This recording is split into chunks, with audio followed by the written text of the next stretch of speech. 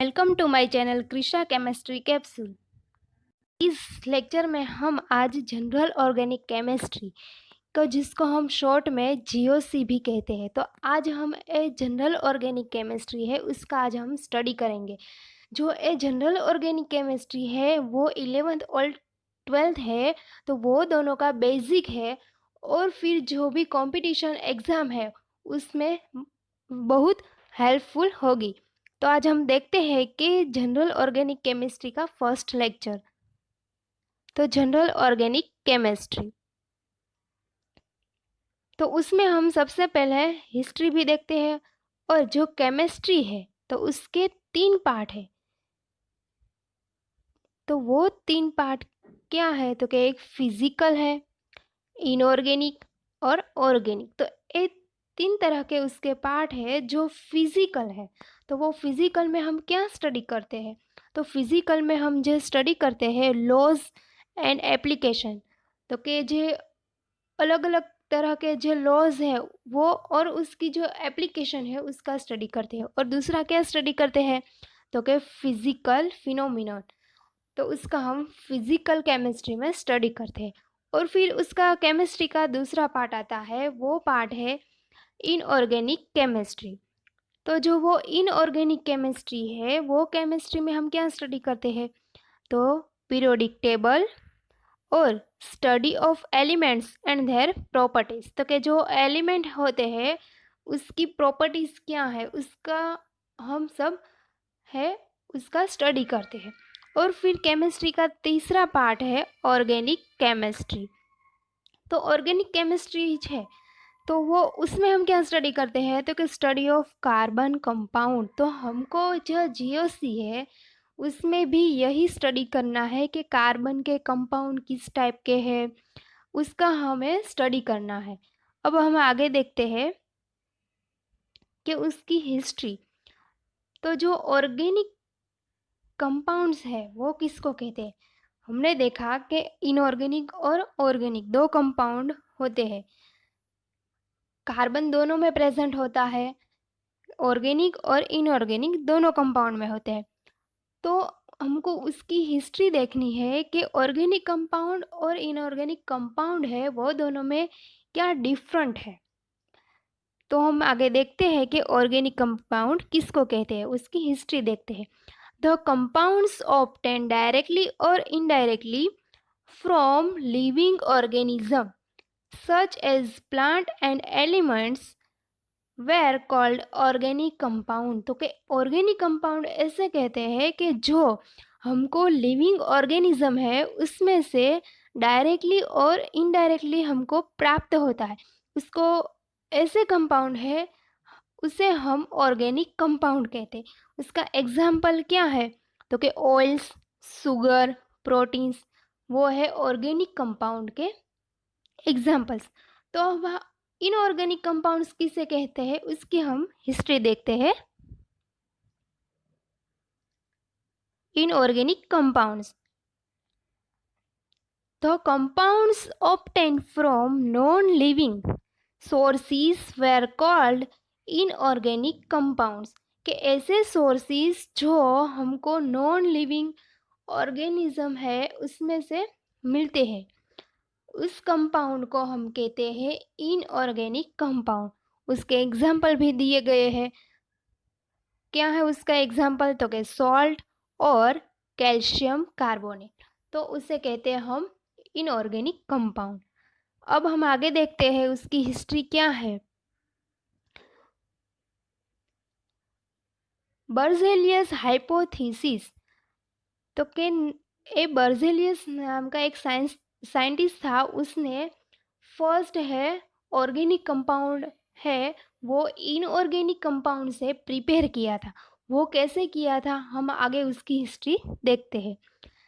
Natures mysteries forces which operates on plant and animals and they produce organic compound. उसने क्या किया, उसने ऐसा किया था कि जो प्लांट और एनिमल्स है उसमें से तो हमें मिलते हैं उसे हम क्या कहते हैं, तो के ऑर्गेनिक कंपाउंड कहते हैं। फिर बाद में since these forces cannot be artificial prepared. Organic compound can not be prepare artificially. और उसने ऐसा भी कहा था कि जो इनऑर्गेनिक कंपाउंड है वो तो हमें नॉन लिविंग सोर्सेज से तो मिलते ही है, पर जो ऑर्गेनिक कंपाउंड है वो आर्टिफिशियली प्रिपेयर नहीं कर सकते, ऐसा इस साइंटिस्ट ने कहा था। अब हम आगे देखते हैं कि ऐसा साइंटिफिशियली जो साइंटिफिक है उसने आर्टिफिशियली प्रूफ किया है, वो कैसे किया है। तो उसके बाद एक साइंटिस्ट आया वॉलर सिंथेसिस। तो कि in 1828 Friedrich Wohler describe conversion of ammonium cyanate to urea. तो इस साइंटिस्ट ने एक सिंथेसिस दी थी और उसने ऐसा प्रूव किया कि हम आर्टिफिशियली ऑर्गेनिक कंपाउंड है उसको प्रिपेयर कर सकते हैं। तो ऐसा एक फर्स्ट आर्टिफिशियली कंपाउंड है कि जो इस साइंटिस्ट है उसने प्रिपेयर किया है। The urea here was unstable intermediate in Waller synthesis. तो कि जो वो इस सिंथेसिस है उसको हम कहते हैं वॉलर सिंथेसिस।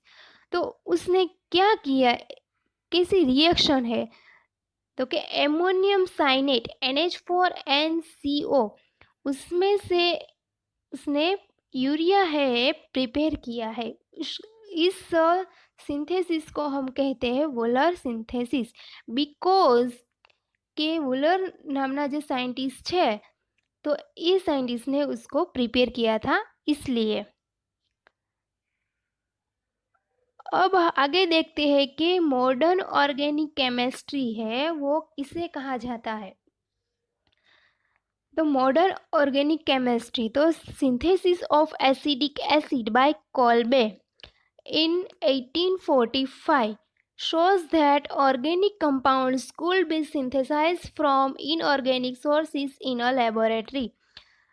तो ए साइंटिस्ट है उसने कोल्बे नाम का साइंटिस्ट था, उसने ऐसा कहा कि हम इनऑर्गेनिक सोर्सेज है उसमें से ऑर्गेनिक कंपाउंड है वो प्रिपेयर कर सकते हैं। तो एज ए कोल्बे नाम का साइंटिस्ट था, उसकी भी हमको 12th या 11th में रिएक्शन आती है कोल्बे सिंथेसिस।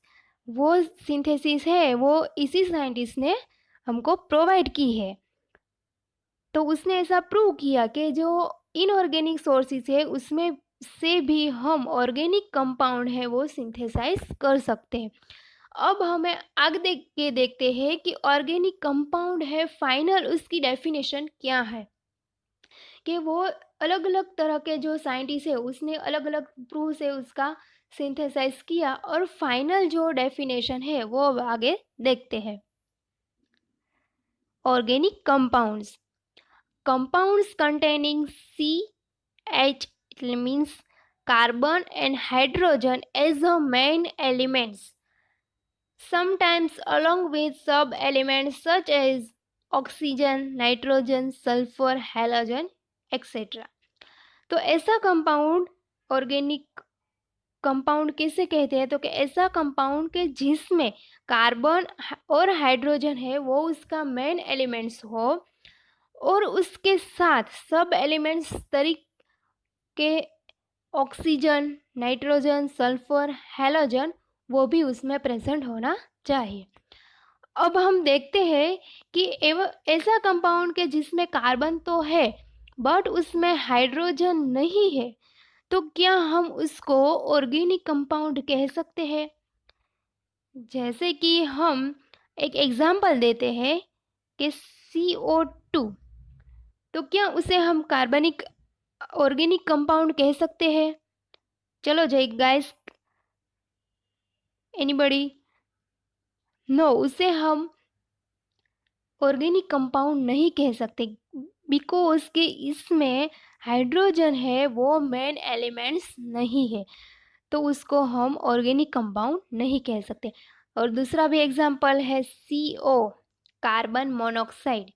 तो कार्बन मोनोऑक्साइड को हम क्या ऑर्गेनिक कंपाउंड कह सकते हैं। नो, नहीं कह सकते बिकॉज उसमें भी हाइड्रोजन एलिमेंट है, वो प्रेजेंट नहीं है। तो तीसरा एग्जाम्पल मैं देती हूँ, CCl4। तो क्या उसको हम ऑर्गेनिक कंपाउंड कह सकते हैं? यस और नो? यस, बिकॉज उसमें हाइड्रोजन है, वो मेन एलिमेंट्स नहीं है। बट जो CCl4 इट मीन्स के कार्बन टेट्राक्लोराइड है, वो मेन किस में से प्रिपेयर हुआ है? तो वो प्रिपेयर हुआ है मीथेन।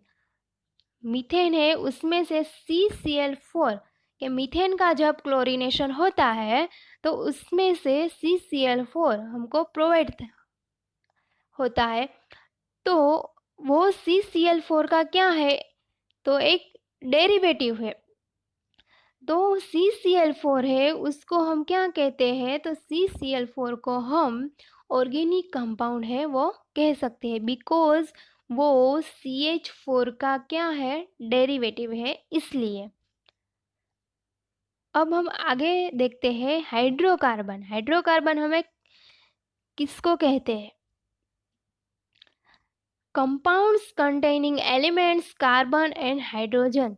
तो ऐसे कंपाउंड के जिसमें कार्बन और हाइड्रोजन दोनों प्रेजेंट हो, उसको हम कहते हैं हाइड्रोकार्बन्स।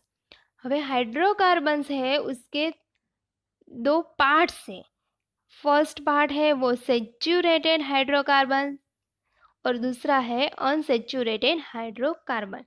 उसका हमको एग्जांपल दिया है कि सेचुरेटेड और अनसेचुरेटेड हम किसको कहते हैं? तो कि ऐसे दो कार्बन के जो दोनों पास पास में है, उसके बीच में वन ही सिंगल बॉन्ड हो, उसको हम कहते हैं saturated hydrocarbon. Hydrocarbon means carbon और हाइड्रोजन दोनों प्रेजेंट हो और कार्बन कार्बन के बीच में वन सिंगल बॉन्ड हो, उसको कहते हैं सेचुरेटेड हाइड्रोकार्बन। और हम देखते हैं तो अनसेचुरेटेड हाइड्रोकार्बन है, वो किसको कहते हैं? तो कि ऐसे हाइड्रोकार्बन्स के जिसमें दो कार्बन के बीच में डबल बॉन्ड या ट्रिपल बॉन्ड हो, ऐसे कंपाउंड को हम कहते हैं अनसेचुरेटेड हाइड्रोकार्बन। उसकी डिटेल में हम आगे देखते हैं।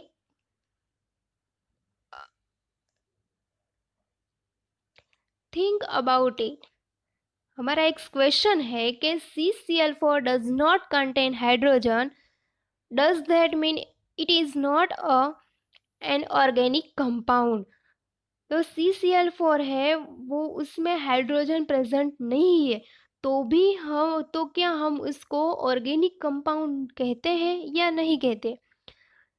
तो हमने आगे देखा था कि व्हाट्स अबाउट CCl4। तो जो वो मीथेन है, वो एक हाइड्रोकार्बन है। हाइड्रोकार्बन मीन्स कार्बन और हाइड्रोजन दोनों एलिमेंट्स हो, वो प्रेजेंट हो, उसको कहते हैं हाइड्रोकार्बन। तो मीथेन है, वो एक प्रकार के हाइड्रोकार्बन है, उसका हम क्लोरीनेशन करते हैं, फॉर Cl उसमें ऐड करते हैं। तो जो चारों हाइड्रोजन है उसकी जगह क्लोरीन ले लेता है और carbon tetrachloride it means CCl4। CCl4 वो हमको उसका डेरिवेटिव मिलता है। तो इसलिए हम CCl4 है, उसको हम क्या कह सकते हैं? ऑर्गेनिक कंपाउंड है वो कह सकते हैं। अब हमारी इम्पोर्टेंट नोट है, वो क्या है? The compound which are hydrocarbons और are derived from hydrocarbons are called as organic compound। तो हमारी फाइनल डेफिनेशन ऑर्गेनिक कंपाउंड की क्या है? तो ये हमारी फाइनल ऑर्गेनिक कंपाउंड की डेफिनेशन है कि the compounds which are hydrocarbons और are derived from hydrocarbons are called organic compound. तो कि ऐसा कंपाउंड के जिसमें हाइड्रोकार्बन है वो प्रेजेंट हो या फिर वो किसी हाइड्रोकार्बन से डिराइव होता है, तो ऐसे कंपाउंड को हम कहते हैं ऑर्गेनिक कंपाउंड। अब हम आगे देखते हैं कि जो ऑर्गेनिक कंपाउंड है, तो उसमें से हम ऑर्गेनिक केमिस्ट्री स्टडी करना है, तो वो ऑर्गेनिक केमिस्ट्री है। तो ऑर्गेनिक केमिस्ट्री कैसे कैसे हम आगे स्टडी करते हैं, उसके बॉन्डिंग क्या है, इसका जो बॉन्ड है वो किस तरह का है, ऑर्गेनिक जो कंपाउंड है वो कैसे बनते हैं, ये सब स्टडी करते हैं आगे। तो फर्स्ट है बॉन्डिंग इन ऑर्गेनिक केमिस्ट्री। जो हमारे ऑर्गेनिक केमिस्ट्री એટલે કે कोई भी ऑर्गेनिक कंपाउंड है, उसकी बॉन्डिंग है वो किस तरह की होती है। जैसे हमने आगे देखा कि दो कार्बन के बीच में जो वन सिंगल बॉन्ड हो तो हम उसको कहते हैं सेचुरेटेड। પછી दो कार्बन के बीच में दो डबल बॉन्ड या फिर थ्री डबल बॉन्ड हो तो हम उसको कहते हैं अनसेचुरेटेड कंपाउंड। तो वो जो बॉन्ड है वो बॉन्ड आयोनिक होते हैं या कोवैलेंट बॉन्ड वो कंपाउंड में प्रेजेंट होते हैं, वो हमको डिसाइड करना है। तो हम आगे देखते हैं कि कैसे डिसाइड करते हैं। तो बॉन्डिंग इन ऑर्गेनिक कंपाउंड, तो ऑर्गेनिक कंपाउंड में बॉन्डिंग है वो किस तरह की होती है। तो हमने एक एग्जांपल देखा है कि मीथेन है, तो मीथेन में कार्बन है, उसका एटॉमिक नंबर क्या है 6, हाइड्रोजन का 1। હવે कार्बन की जो आउटर शेल है उसमें कितने इलेक्ट्रॉन है, वो रह सकते हैं 2 और 4, इट मीन्स 6 टोटल हो गए, और हाइड्रोजन में 1। तो अब उसका बॉन्डिंग है कैसे बनता है। तो the bond form by mutually sharing of electron pair is called as covalent bond. तो कोवैलेंट बॉन्ड है उसको कहते हैं कि जो दो कंपाउंड है वो दो कंपाउंड है दोनों तरह से इलेक्ट्रॉन की शेयरिंग करता हो, उसको हम कहते हैं कोवैलेंट बॉन्ड। अब हम देखते हैं कि क्या आयोनिक बॉन्ड भी उसमें ऑर्गेनिक कंपाउंड में होते हैं या नहीं। तो बॉन्ड है वो दो तरह के हैं, आयोनिक और कोवैलेंट। पर मोस्ट ऑफ जो हमारी ऑर्गेनिक केमिस्ट्री है वो ऑर्गेनिक केमिस्ट्री में 99.99% है वो कोवैलेंट बॉन्डिंग होए छे, और बाकी ना जो परसेंटेज है वो उसमें होता है आयोनिक बॉन्ड। वो जो हम ग्रिग्नार्ड रिएजेंट वो ऐसे यूज़ करते हैं तो उसमें थोड़ी बहुत आयोनिक बॉन्ड है उसमें प्रेजेंट होती है, और मोस्ट ऑफ है वो कोवैलेंट बॉन्ड है, उसी ही ऑर्गेनिक केमिस्ट्री में मोस्ट ऑफ यूज़ होता है।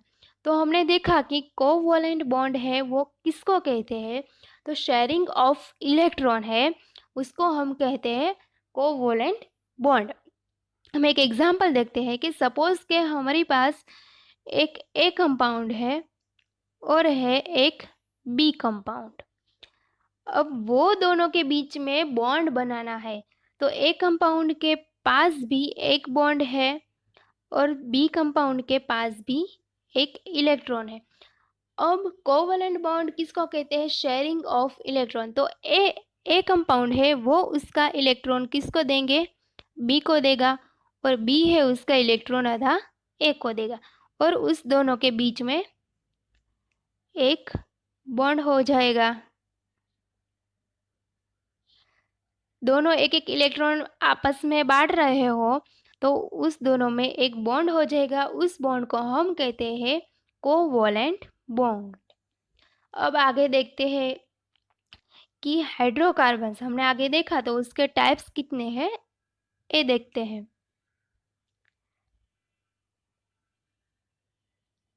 Hydrocarbons the compounds containing only carbon and hydrogen as an elements are termed as hydrocarbons।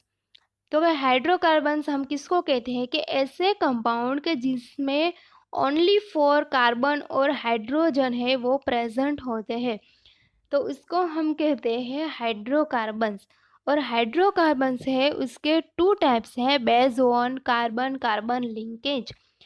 It means के कार्बन कार्बन लिंकेज है उसकी तरह के उसके दो पार्ट्स होते हैं। फर्स्ट है वो सेचुरेटेड हाइड्रोकार्बन्स और सेकंड है अनसेचुरेटेड हाइड्रोकार्बन्स। तो आगे देखते हैं कि सेचुरेटेड हाइड्रोकार्बन्स है वो किसको कहते हैं। Hydrocarbons containing only carbon carbon single bond in a molecule। Carbon carbon single bond है वो जो मॉलिक्यूल्स में प्रेजेंट होते हैं तो उसको हम कहते हैं saturated hydrocarbons. For example alkane. Alkanes है उसमें कार्बन कार्बन के बीच सिंगल बॉन्ड होते हैं। एग्जांपल देखते हैं कि यहाँ कार्बन और हाइड्रोजन है उसके बीच में क्या है तो कि सिंगल बॉन्ड है, तो उस कंपाउंड को भी हम क्या कहते हैं, सेचुरेटेड हाइड्रोकार्बन्स। और फिर दूसरा एग्जांपल हम देखते हैं, यहाँ कार्बन कार्बन के बीच में सिंगल बॉन्ड है, कार्बन हाइड्रोजन के बीच में सिंगल बॉन्ड है। तो जैसे ऐसे मॉलिक्यूल्स के जिसमें सिंगल बॉन्ड प्रेजेंट होते हैं उसको हम कहते हैं सेचुरेटेड हाइड्रोकार्बन्स। मोस्ट ऑफ आल्केन्स है वो आल्केन्स में most of single single bond है वो प्रेजेंट होते हैं। तो हम यहाँ देखते हैं कि आल्केन्स है उसका मीनिंग क्या होता है। तो कि आल्क और एन, तो यहाँ कार्बन कार्बन मीन्स आल्क होता है और इन मीन्स होता है सिंगल। क्या होता है, सिंगल बॉन्ड। तो अब हम देखते हैं कि यहाँ अल्केन का मीनिंग क्या होता है। यहाँ सिर्फ सेचुरेटेड हाइड्रोकार्बन है उसको कहते हैं सी सी सिंगल बॉन्ड। तो यहाँ carbon carbon it means alkane અને ANE मीन्स सिंगल बॉन्ड है वो उसमें प्रेजेंट होते हैं। अब हम देखते हैं unsaturated hydrocarbons. Hydrocarbons containing carbon carbon double bond और ट्रिपल बॉन्ड और multiple bond in the molecule. तो ऐसे मॉलिक्यूल के जिसमें कार्बन कार्बन में डबल बॉन्ड या ट्रिपल बॉन्ड है वो प्रेजेंट हो, उसका एग्जाम्पल है आल्किन्स અને आल्काइन्स। आल्किन्स या फिर आल्काइन्स वो दोनों में डबल बॉन्ड या ट्रिपल बॉन्ड है वो हमको दिखाई दे रहे हैं।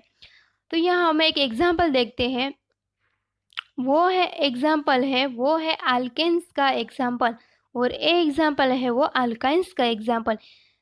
आल्केन्स मीन्स हम देखते हैं कि आल्क मीन्स कार्बन कार्बन और इन मीन्स डबल बॉन्ड। तो उसको हम कहते हैं, इसका मतलब ऐसे हमको याद रखना है कि आल्किन्स, तो कि आल्क मीन्स कार्बन कार्बन ने इन मीन्स डबल बॉन्ड, कि ऐसे कंपाउंड के जिसमें डबल बॉन्ड है वो क्या है तो कि प्रेजेंट है। और हम देखते हैं आल्काइन्स, तो आल्क मीन्स कार्बन कार्बन और आइंस मीन्स ट्रिपल बॉन्ड। तो इसका मीनिंग क्या होगा कि इसमें ट्रिपल बॉन्ड है या प्रेजेंट है। अब हम आगे देखते हैं कि उसकी जनरल फॉर्मूला है वो क्या है।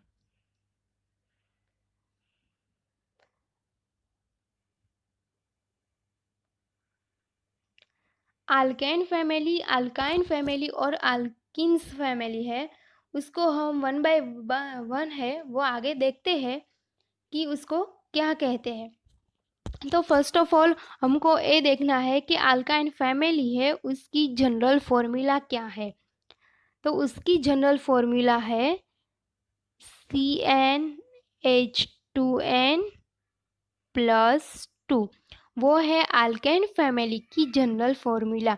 तो हमको यहाँ 1 to 12 है वो कार्बन के फॉर्मूला और नेम है वो दिए गए हैं। जैसे कि हम यहाँ है फर्स्ट ऑफ मीथेन CH4, तो यहाँ उसका कार्बन है उसका नंबर क्या है तो क्या 1 है, तो यहाँ हम 1 लिखते हैं N की जगह। तो C यहाँ 1 H 2 यहाँ 1 + 2, तो क्या होता है CH4, तो उसको हम कहते हैं मीथेन। तो यहाँ ये मीथेन है, उसकी जनरल फॉर्मूला है वो उसको ऐसे बनाई जाती है उसकी फॉर्मूला। और फिर बाद में हम दूसरा एग्जांपल देखते हैं C2H6, इट मीन्स उसको कहते हैं इथेन।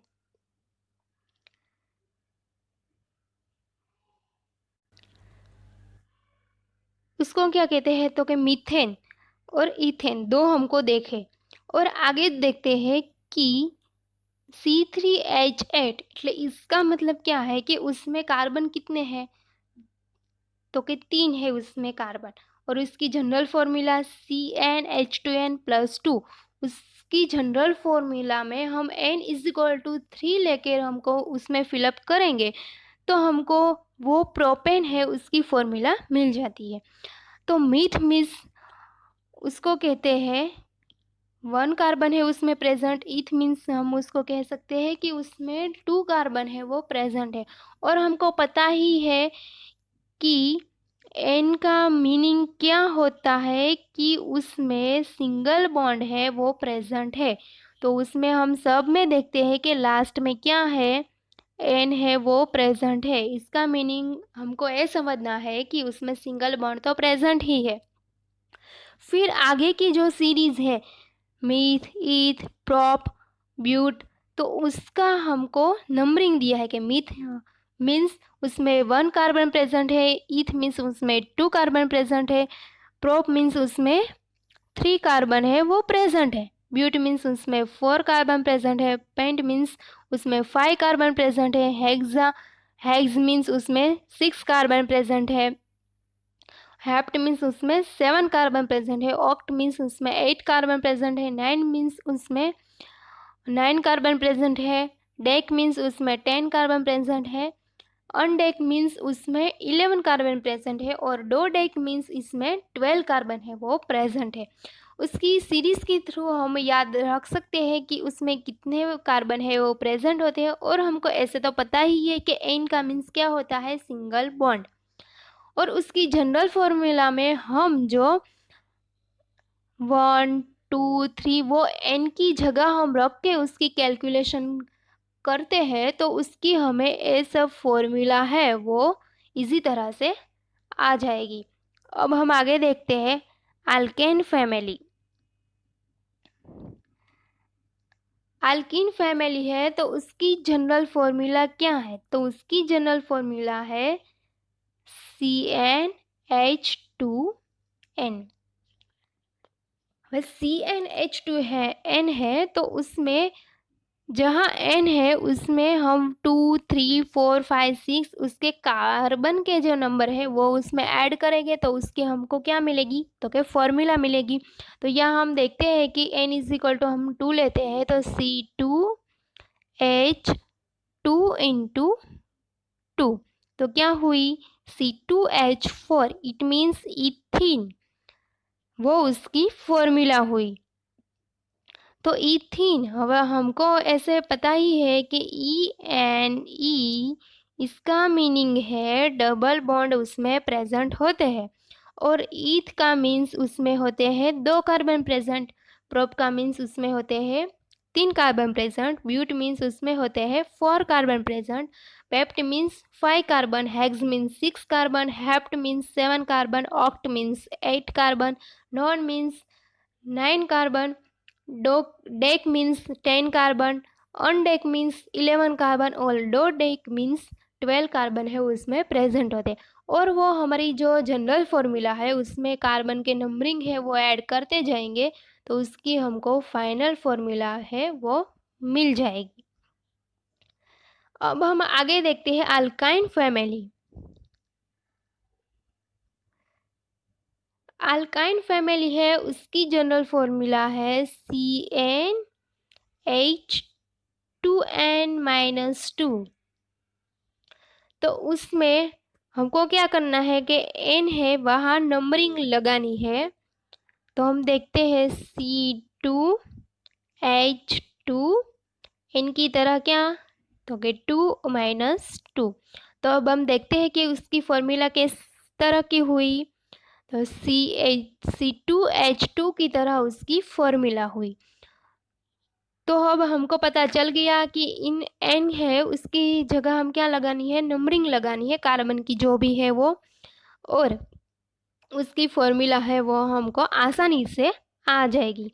और उसकी नेमिंग में क्या है कि जो अल्काइन फैमिली है तो उसमें हमको पता ही है YNE इज इक्वल टू क्या होता है, तो कि उसमें ट्रिपल बॉन्ड है वो प्रेजेंट होते हैं।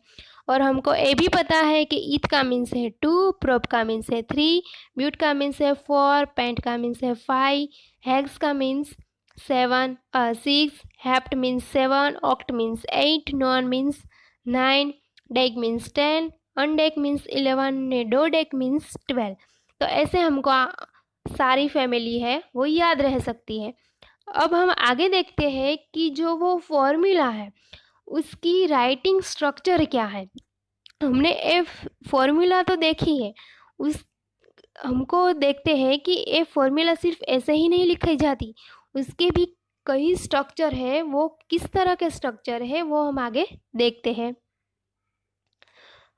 तो राइटिंग स्ट्रक्चर फॉर्मूला, तो कि उसके जो टाइप है, जो स्ट्रक्चर फॉर्मूला के टाइप है वो 3 तरह के टाइप है। एक है कंप्लीट फॉर्मूला, कंडेंस फॉर्मूला और लाइन एंगल फॉर्मूला। तो हम आगे देखते हैं। तो फर्स्ट है कंप्लीट फॉर्मूला। तो हम देखते हैं कि कंप्लीट फॉर्मूला है वो किससे कहते हैं। तो कि ऐसे फॉर्मूला कि जिसमें हमको डैश लाइन या फिर डॉट लाइन से उसको दिखाए जाते हैं, उसको हम कहते हैं complete formula. It is a representation of a Lewis structure in which bond pairs are represented by a dash and a lone pairs are represented by a pair of dots. तो कि ऐसे कंपाउंड के जिसके formula में dash या फिर pair of dots है वो उसमें प्रेजेंट होते हैं, उसको हम कहते हैं कंप्लीट फॉर्मूला। जैसे कि हमको 2 एग्जांपल यहाँ दे गए हैं। फर्स्ट है मिथेनॉल, तो उसकी हमने ये देखी कि सिर्फ CH3OH, तो उसकी खाली सिर्फ ए जनरल फॉर्मूला है, तो उसके कंप्लीट फॉर्मूला उसको हम कैसे लिखते हैं। तो यहाँ हमको ड्रॉ की गई है कि कार्बन कार्बन के बॉन्ड में क्या है बीच में, तो कि सिंगल बॉन्ड भी प्रेजेंट है और ऑक्सीजन के साथ यहाँ लोन पेयर भी, इट मीन्स के लोन पेयर ऑफ डॉट्स भी उसमें क्या है, प्रेजेंट है। तो ऐसे एग्जाम्पल्स है उसको हम कहते हैं कंप्लीट फॉर्मूला। और फिर हमारा दूसरा एग्जाम्पल भी है एसिटिक एसिड, उसकी जो जनरल फॉर्मूला है वो है CH3COOH। तो यहाँ हम देखते हैं कि उसकी जो कंप्लीट फॉर्मूला है वो कैसे दिखाई दे गई है। तो कि कार्बन कार्बन के बीच और कार्बन हाइड्रोजन के बीच में क्या है, तो कि सिंगल बॉन्ड है। और फिर उसको क्या कहते हैं, डैश कहते हैं हम। और फिर उसके साथ में क्या है, लोन पेयर है, वो कैसे प्रेजेंट है, तो वो है डॉट्स के डॉट्स जैसे वो उसमें प्रेजेंट है। तो ऐसे हम उसको कहते हैं कंप्लीट फॉर्मूला। अब हम आगे देखते हैं कि ऐसे भी फॉर्मूला होते हैं कि जिसमें डैश लाइन है वो दिखाई नहीं जाती और उसमें इलेक्ट्रॉन्स भी है वो भी दिखाई नहीं देते, सिर्फ डायरेक्ट उसमें फॉर्मूला ही दिखाई देती है। जैसे कि हम देखते हैं कि ऐसे फॉर्मूला है लिखे जाते हैं, तो उसको हम इस फॉर्मूला का कुछ नाम भी दिया होगा कि इस फॉर्मूला को हम क्या कहते हैं। तो ऐसे फॉर्मूला है उसको हम कहते हैं कंडेंस फॉर्मूला। जैसे हम आगे देखते हैं कि कंडेंस फॉर्मूला, तो हमने क्या देखा कि सपोज कि वो एक है एग्जाम्पल C3H8 है। अच्छा, अब हमको एक तो ए फॉर्मूला को भी हम कह सकते हैं और दूसरी फॉर्मूला हमने अभी देखी कि कंप्लीट फॉर्मूला, तो उसको ऐसे भी लिख सकते हैं ना हम, H H H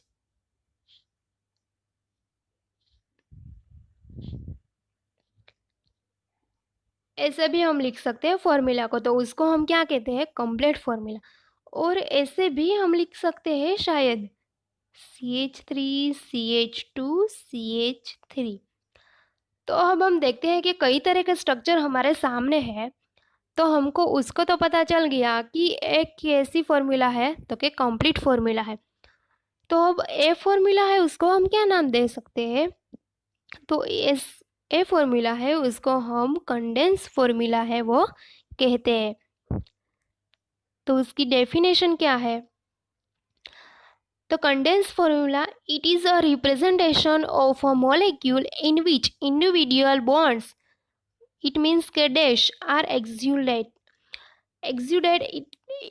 it means कि यहाँ हमको ऐसे कि जिसमें बॉन्ड है वो यहाँ प्रेजेंट नहीं होते, इट मीन्स इसमें डैशिश नहीं होते, उसको हम कहते हैं कंडेंस फॉर्मूला। हमने आगे देखा था कि उसमें क्या था, तो कि उसमें बॉन्ड या फिर डैशिश है वो प्रेजेंट होते हैं, तो यहाँ कंडेंस फॉर्मूला है उसमें डैशिश है वो प्रेजेंट होनी चाहिए नहीं। और फिर जो लॉन पेन्स है वो भी इसमें प्रेजेंट नहीं होने चाहिए। जैसे कि हमने एग्जाम्पल यहाँ दिखाई दी है, वो है जिसमें डैशिश है वो प्रेजेंट है, उसको क्या कहते हैं, कंप्लीट फॉर्मूला, जो हमने आगे देखा वो। अब कंडेंस फॉर्मूला क्या है, तो कि उसमें डैशिश है वो प्रेजेंट होनी नहीं चाहिए, तो यहाँ हमको डैशिश है वो दिखाई दे नहीं रही, तो इसको हम कहते हैं कंडेंस फॉर्मूला। अब हम आगे देखते हैं कि तीसरा हमारा क्या फॉर्मूला है, तो तीसरा है वो line angle formula. It means के बॉन्ड लाइन और स्टिक लाइन, स्टिक फिगर, तो कि ऐसे बॉन्ड, ऐसी फॉर्मूला किसे हम कहते हैं, तो कि it's a representation in which bonds are represented by a line and carbon atom are assumed to be present where two lines meets and at the terminals of the line, तो कि ऐसे compound की जिसमें हमें line है वो सिर्फ present करनी है और वहाँ कार्बन को हमको एज्यूम करना है। वो दो लाइन है उस बीच में, जो सपोज के हम यहाँ दो लाइन है, ये दो लाइन है,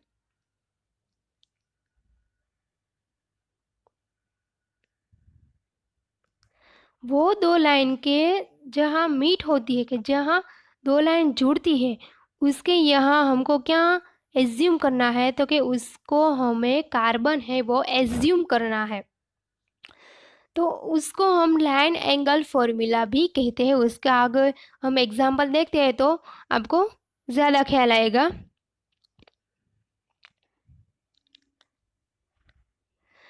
Also, hydrogen atoms are believed to be present on the carbon, however, not represented, depending upon the requirement in order to fulfill the valencies। तो यहाँ हमको क्या, कि जो हमारे कार्बन है उसके साथ हाइड्रोजन है, उसको भी हमें ये ज्यूम करना होगा कि यहाँ हाइड्रोजन भी प्रेजेंट है। अब हम आगे उसके एग्जाम्पल देखते हैं, क्योंकि यहाँ जहाँ कार्बन है एज्यूम हमको किए जाते हैं उसके साथ हाइड्रोजन भी प्रेजेंट है, ऐसे हमको मानना होगा, क्योंकि वहाँ कार्बन की वैलेंसी है उसको फुलफिल करने के लिए। तो एग्जाम्पल हम देखते हैं,